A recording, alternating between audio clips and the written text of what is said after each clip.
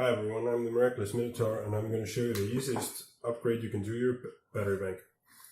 So, the main thing that usually is needed is more battery in your battery bank.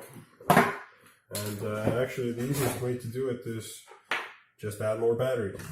And you simply solder off battery from one battery bank and you add it to the other one.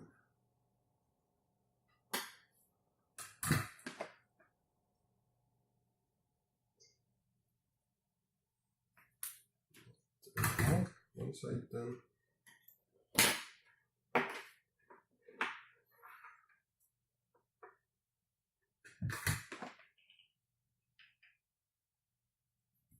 And the other one. And that's how one of my 2000 milliamp battery banks became a 4000 milliamp battery bank. Okay, thanks for watching. Bye.